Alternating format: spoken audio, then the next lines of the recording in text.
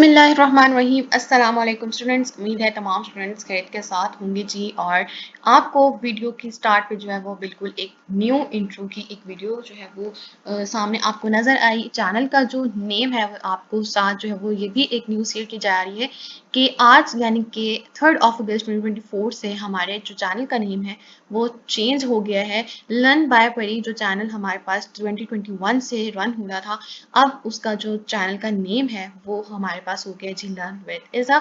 हमारे पास same content upload होगा, सेम मेथोडोलॉजी के साथ, इसी तरह सब्जेक्ट्स जो है वो अपलोड होते जाएंगे। और बल्कि जो ये है कि हमारे पास अब न्यू कंटेंट भी हमारे पास जो है वो बहुत जल्द अपलोड होगा। न्यू सब्जेक्ट्स के साथ हम लोग जो है वो न्यू लेक्चर्स अपलोड करेंगे ताकि ज़्यादा से ज़्यादा बल्कि हर लेवल के जो स्टूडेंट्स हैं वो अपने डिफरेंट कंटेंट्स के साथ जो है वो फ़ायदा उठा सकें। तो लेक्चर को स्टार्ट करने से पहले जी आपके साथ जो है वो एक कंटेंट का जो हमारा एक न्यू इंट्रो वीडियो है वो आपके साथ शेयर की जा रही है। आप लोगों ने अमूमन स्टार्ट में जो यकीनन देखी होगी, लेकिन एक बार जो है ड्यूरिंग द लेक्चर आपके साथ शेयर की जा रही है, आप लोग उसे देखिए और फिर जो है हम अपना लेक्चर को स्टार्ट करते हैं।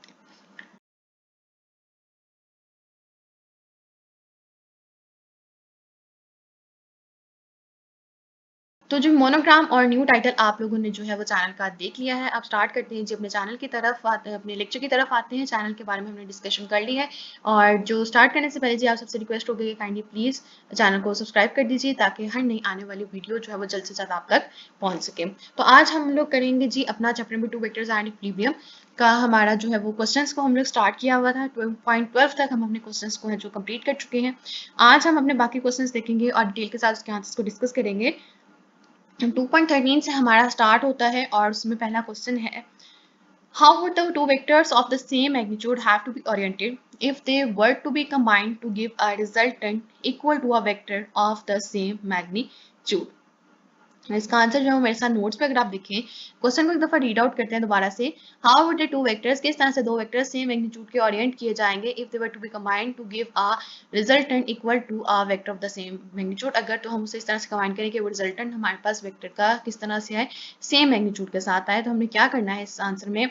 हम लोगों ने क्या किया जी, हम लोगों ने बना लिए हैं एक फिगर में क्या है कि हम लोगों ने एक बनाया एफ साइन थीटा और एफ कॉस 30, यानी कि एफ का वेक्टर हम रिप्रेजेंट करें तो एफ का वेक्टर हमारे पास सेम मैग्नीट्यूड पे है दोनों, एक एफ साइन थीटा यहाँ पे भी 30 डिग्री का एंगल 30 और बाकी रिमेनिंग क्या हो गया 120 प्लस 60 हमारे पास आया था 180, ये हमारे पास कंप्लीट हो जाता है। तो हम इसका मैग्नीट्यूड लेंगे वो क्या आएगा under root of F of X square plus F Y square. F X है हमारे पास एफ कॉस 30 और माइनस आ जाए एफ एक्स को अगर हम दोनों का निकालें F cos 30 minus F cos 30 तो हमारे पास आंसर क्या हो जाएगा 0। तो एफ वाई में हमारे पास होगा F sine 30 plus F sine 30, हमारे पास आंसर हो जाएगा 2 एफ साइन 30 इक्वल्स टू 1/2, 1 2 से कैंसिल, तो हमारे पास एफ क्या हो गया simple F Y equals to F. अब इसमें हम पुट करेंगे 0 स्क्वायर प्लस एफ स्क्वायर और एफ का square 0 square 0 plus F square जो है वो स्क्वायर रूट के साथ कैंसिल आउट हो गया, तो रिजल्टेंट हमारे पास किसके इक्वल आया एफ के। तो एफ जो था वो हमारे पास क्या था, ये हमारे पास क्या है मैग्नीट्यूड एफ। तो एफ हमारे पास किसकी यानी कि थीटा जो है वो किसके इक्वल हो गया, ये हमारे पास थीटा था वो किसके इक्वल हो गया 120 डिग्री के। नेक्स्ट आ जाते हैं अपने क्वेश्चन नंबर 2.14 की तरफ। कहता है the two vectors to be combined have the magnitudes of 60 newton and 35 newton. दो मैग्नीट्यूड्स ये दिए हुए हैं, इनको कंबाइन करना वेक्टर्स को। Pick the correct answer from those given below and tell why has it the only one of the three that is correct, यानी कि क्यों तीनों में से एक ही करेक्ट है, यानी कि आपने बताना है। एक एमसीक्यू टाइप है, इसे सॉल्व करना पड़ेगा। अगर हम सम लेंगे तो सम हमारे पास क्या आएगा इसका 60 प्लस 35 का 95 न्यूटन। डिफरेंस लेंगे तो 60 माइनस 35 25, यानी कि रेंज कितनी आ जाती है इसकी, हमारे पास जो रेंज आएगी फोर्स की वो होगी बिटवीन 25 टू 95 न्यूटन। तो 25 टू 95 न्यूटन में हमारा जो राइट आंसर आता है वो सिर्फ और सिर्फ 70 न्यूटन आता है, इसलिए उस रेंज में एक ही वैल्यू फॉल कर रही है और एक ही वैल्यू जो है वो हमारे पास आंसर उसका करेक्ट। नेक्स्ट अपना देखते हैं question number 2.15। Suppose the sides of a closed polygon represent the vector arranged head to tail. What is the sum of these vectors? इसका हम लोगों ने आंसर क्या मेंशन करना है, पॉलीगॉन हमने एक बना लिया, क्या लिया जी एक ए वेक्टर है B C D E F, by head to tail rule हमने इसे क्या बना दिया पॉलीगॉन। इसका सम लेंगे तो A vector plus B vector plus C vector plus D vector plus E vector plus F vector equals to 0 हो जाता है। तो सम हमारे पास किसके इक्वल हो गया 0 के। If number of the vectors are the sides of the closed polygon then the sum for the resultant of these vectors are 0। क्या कहते हैं कि अगर number of vectors are the sides of a closed polygon तो हमारे पास sum of the resultant of these vectors क्या होगा 0। नेक्स्ट 2.16 क्वेश्चन है आइडेंटिफाई द करेक्ट आंसर। क्या कह रहे हैं two ships x and Y are travelling in different directions at equal speed. Different directions है, यानी कि एक एक्स इधर ट्रेवल कर रही है तो वाई इधर ट्रेवल करेगी, लेकिन स्पीड सेम है। अगर वो 2 की स्पीड से ट्रेवल करी तो ये भी 2 की स्पीड से आएगी। The actual direction of the motion of the x is due to the north, but to an observer on the y, the apparent direction of the motion of x is northwest. The actual direction of the motion of y observed from the shore will be, अब वो कह रहे हैं कि उसकी जो direction है वो क्या होगी, ईस्ट होगी, वेस्ट, साउथ ईस्ट या फिर साउथ वेस्ट। तो इसका आंसर देखिए 2.16 का सबसे पहले फर्स्ट फिगर में, तो हमारे पास है जी north, south, east and west. ये एक्स एक्सिस और वाई एक्सिस हो गया। तो हमारे पास यहाँ पे जो है ये इस तरह से फॉलो होगी शेप, तो हमारे पास आंसर क्या आएगा कि जो शेप है वो हमारे पास किस तरफ जाएगी, इन द वेस्ट डायरेक्शन। तो अगर हम देखें अपना सेकंड पार्ट, कहते हैं horizontal force F is applied to a small object P of mass m at rest on the smooth plane inclined at an angle theta to the horizontal as shown. The magnitude of the resultant force acting up and along the surface of the plane on the object is, क्या कहता है कौन सी force होगी, इनमें से कोई एक option हमने सिलेक्ट करके बताना है। तो वो हमारे पास क्या है, हमने फिगर बनाई है, फोर्स अप्लाई किया, तो हमारे पास इसके रिजल्टेंट्स को कैलकुलेट करना स्टार्ट करें तो हमारे पास यहाँ से फोर्स आई है। फोर्स आने के बाद जो नीचे वाला वेक्टर एक कंपोनेंट आएगा और एक यहाँ से ऊपर कंपोनेंट, ये वाला जो होगा cos थीटा और यहाँ से इसके आ जाएगा sin थीटा, यहाँ से हमारे पास आ जाएगा w cos थीटा, यहाँ पे क्या आ जाएगा w sin थीटा, यहाँ पे क्या हो जाएगा w sin थीटा, और ये हमारे पास उसका क्या बन जाता है रिजल्टेंट। तो अब साइड पे हमारे पास क्या बनता है cos theta minus w sin theta, ठीक हो गया। यहाँ पे हमारे पास बन जाता है f cos theta minus mg sin theta, यानी कि वेट इक्वल्स टू mg।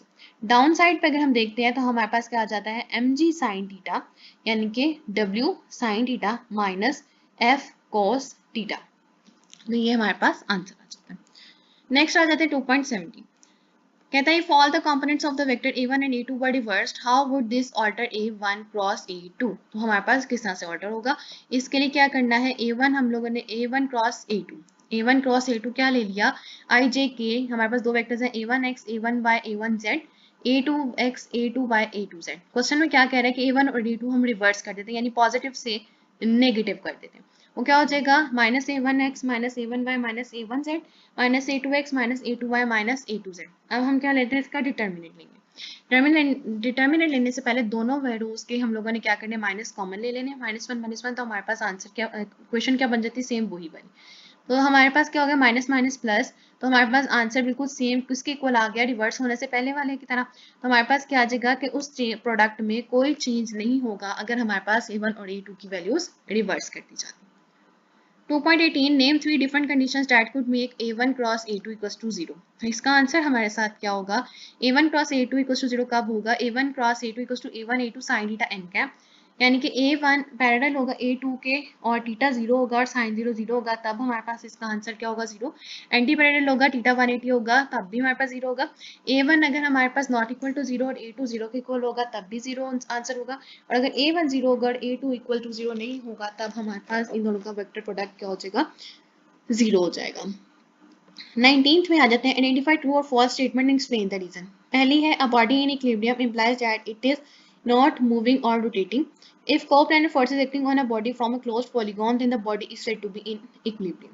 तो पार्ट ए जो है वो कह रहा है कि हमारे पास फॉल्स है, और उसकी क्या आती है कि body in equilibrium implies that it is not moving और रोटेटिंग। और जो सेकंड है वो ट्रू है, और वो क्यों ट्रू है, क्योंकि वो फॉल कर रही ऑन द फर्स्ट कंडीशन और सम ऑफ द फोर्सेस हमारे पास क्या होता है, 0। 2.20 है a cap picture suspended from a wall by two strings. Show by diagram the configuration of the strings for which the tension in the string will be minimum। तो हमारे पास एक figure हम लोग रफली बनाएंगे कि पिक्चर जो है वो हम लोगों ने अप्लाई की है, और हमारे पास ऊपर जो है टेंशन एक्ट कर रही है और नीचे हमारे पास 1 न्यूटन की फोर्स है। तो समेशन हमारे पास एफ वाई आएगी, vertically F Y component equal to 0। Tension किसके इक्वल होती है, वेट के, तो यहाँ पे टेंशन किसके इक्वल होगी, वेट की। अब हमारे पास दो स्ट्रिंग के साथ है, ये पहले एक स्ट्रिंग के साथ थी, तो दो स्ट्रिंग्स के साथ लगी हुई है तो वेट नीचे एक्ट करेगा, लेकिन टेंशन क्या होगी, T plus T equals to W, क्या हो जाएगा 2t इक्वल्स टू डब्ल्यू। तो टेंशन कितनी हो जाती है, हाफ। तो जब when picture is suspended from a wall with two string then the tension in the string will be minimum, या फिर हाफ हो जाएगी, यानी जितने ज्यादा स्ट्रिंग्स होंगे उतनी ज्यादा कम हमारे पास टेंशन आएगी। लास्ट क्वेश्चन है आज का, can a body rotate about the centre of the gravity and the action of its wait. हमने क्या करना है, नो। सेंटर ऑफ ग्रेविटी और नीचे हम लोगों ने वेट इक्वल टू फोर्स, तो टॉर्क इक्वल होता है आर एफ साइन थीटा के। रेडियस आर जीरो हो जाएगा, मोमेंट आर्म, तो हमारे पास टॉर्क क्या हो जाएगा, जीरो। आंसर क्या आएगा, a body can not rotate about the centre of the gravity at direction of its weight due to zero moment arm because the line of action of force passes through the center of gravity which is being taken as pivot point. As moment arm becomes zero, so no torque is produced. तो ये था जी आज का lecture, जिसमें हमारे पास जो questions है वो कंप्लीट हो गए हमारे, और नेक्स्ट लेक्चर में हम अपने जो है वो स्टार्ट करेंगे न्यूमेरिकल प्रॉब्लम्स को। मुझे उम्मीद है कि आप लोगों को आज का लेक्चर अच्छे तरीके से समझ आया होगा। इन केस कोई क्वेश्चन है, क्वायरी आप कुछ पूछना चाहते हैं तो काइंडली आप नीचे कमेंट कर सकते हैं। और लास्ट में जाते हुए जो आप सबसे एक रिक्वेस्ट होती है कि अगर अभी तक आपने चैनल सब्सक्राइब नहीं किया तो काइंडली प्लीज़ चैनल को सब्सक्राइब कर दें। वीडियो पसंद आए तो वीडियो को ज़रूर लाइक कीजिए और ज़्यादा से ज़्यादा शेयर कीजिए। Thank you.